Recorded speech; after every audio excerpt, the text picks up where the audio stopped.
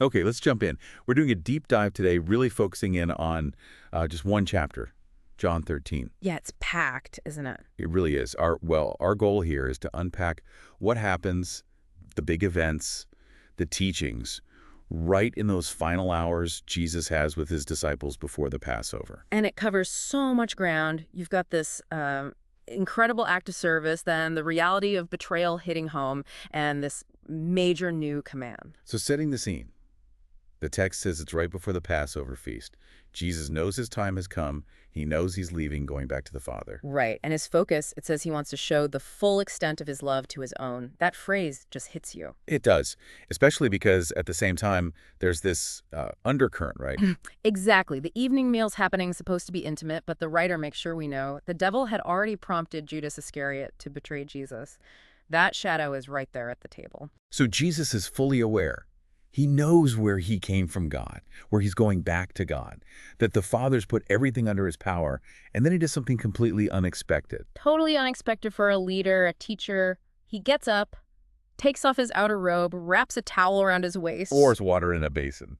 and starts washing their feet, his disciples' feet, drying them with the towel. I mean, this is servant's work, the lowest servant's work. It's so physical, so humble. Yeah. And you see that raw reaction from Simon Peter. It feels very, very human. Oh, absolutely. Peter's clearly thinking, this is wrong. This isn't how it should be. He just blurts out, Lord, you're going to wash my feet, like he can't believe it. And Jesus' answer is kind of cryptic at first, isn't it? You don't realize now what I'm doing, but later you'll understand. Which is, just makes Peter double down. Right. No, he says, you will never wash my feet. He's emphatic. But Jesus counters with something critical. It's not just about washing. He says, unless I wash you, you have no part with me. And that changes everything for Peter. Suddenly, it's not about social roles. It's about belonging, about being connected to Jesus. Yeah, he completely flips. Then, Lord, he says, not just my feet, but my hands and my head as well. If that's what it takes, give me the full bath. Huh. Yeah, from total refusal to wanting it all. Yeah. But Jesus brings it back. He does. He clarifies, saying, look, someone who's bathed is clean all over. They only need their feet washed, maybe from walking. But then he adds that really heavy line. And you are clean, though not every one of you. Oof. Yeah. Because, as the text points out, he knew who was going to betray him. That's why he said it. Just pause there for a moment. Think about it, you listening. The Lord and teacher doing this incredibly menial, dirty job for his followers. And he does it even for the one he knows is about to hand him over. What does that single act communicate about? Well, about real leadership, about love. It just flips the whole power dynamic. Okay, so he finishes, puts his clothes back on, sits down again, and then he turns it into a teachable moment. Right. Immediately, he asks them straight up, do you understand what I have done for you? He confirms who he is to them. You call me teacher and Lord, and rightly so, for that is what I am. He grounds it in their shared understanding of his identity. And then comes the point. Now that I, your Lord and teacher, have washed your feet, you also should wash one another's feet. It's not just a suggestion. No, definitely not. I have set you an example that you should do as I have done for you. It's a model, a pattern for them to follow. And he reinforces it with that principle about status. Yeah. No servant is greater than his master, nor is a messenger greater than the one who sent him. Exactly. If the master does this, how could the servants possibly think they're above it? And there's a promise tied to it too, isn't there? Yes. Now that you know these things, you will be blessed if you do them. The blessing isn't just in the knowing, it's in the doing. That link between knowledge and action is key. And then he broadens it out again, linking how people receive them to how they receive him. Whoever accepts anyone I send accepts me, and whoever accepts me accepts the one who sent me. It connects their future work directly back to him and the Father. So for you listening, this isn't just some old story. It's presented as a blueprint. What does washing feet look like for us, in our lives? And that promise of blessing. What's it saying about just knowing versus actually living it out? Okay, but then the mood. It shifts hard. From this powerful lesson in humility to the betrayal that's been looming. Yeah, Jesus addresses it head on. He knew. He even connects it to Scripture. He who shares my bread has lifted up his heel against me. And he tells them why he's saying this now. So that when it does happen, you will believe that I am he.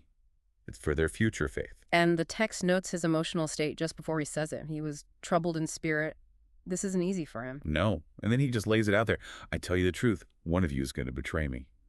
Can you imagine the silence, the shock in that room? Total confusion. The disciples, it says, just stared at one another at a loss to know which of them he meant. They have no idea. So Peter, true to form, wants answers.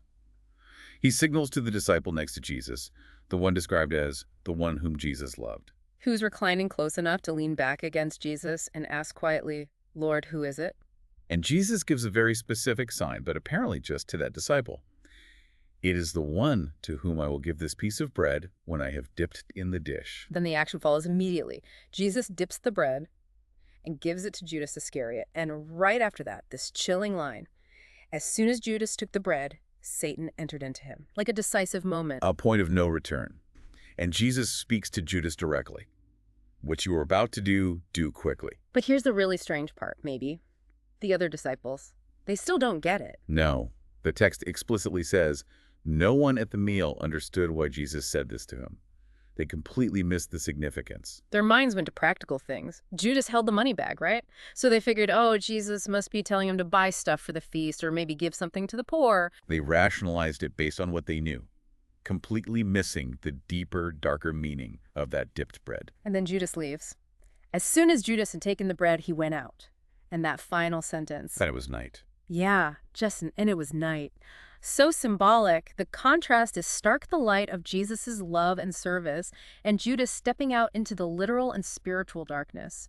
It says so much about choice, doesn't it? Absolutely, choosing a path away from that love. But as soon as Judas is gone, the atmosphere shifts again, almost instantly. Right.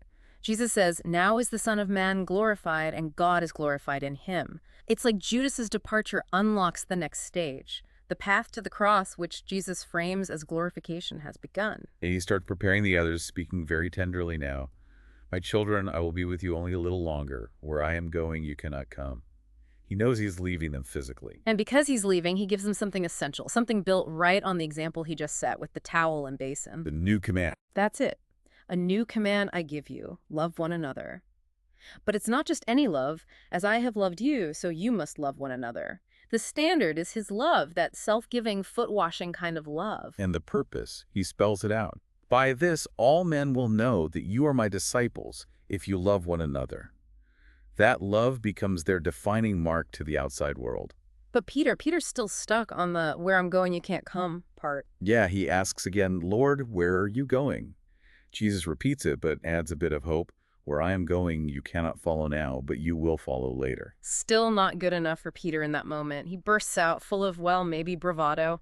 Lord, why can't I follow you now? I will lay down my life for you. He means it. You feel he means it. He absolutely sounds like he means it. But Jesus knows Peter better than Peter knows himself right then. And that leads to the final, really sobering prediction in this chapter. Jesus looks at him and says, will you really lay down your life for me? I tell you the truth. Before the rooster crows, you will disown me 3 times. Wow. Talk about a reality check. Right after Peter's most fervent declaration of loyalty. It's just, this chapter weaves it all together, doesn't it? This incredible act of humble service, the shocking betrayal from inside the circle, this radical new command about a specific kind of love, and then these raw predictions about failure, even from the most passionate disciple. It's intense. Profound love, service, betrayal, commitment, human weakness. Yeah. It's all there in this one gathering. It really sets the stage for everything that's about to unfold. So the question left for you, for us really, when you look at all these pieces together, the servant leadership, the intimate betrayal, the command to love like that, and the immediate collision with predicted failure, what does John 13 really tell us about the cost maybe, and the true nature of discipleship? What does it actually mean to follow?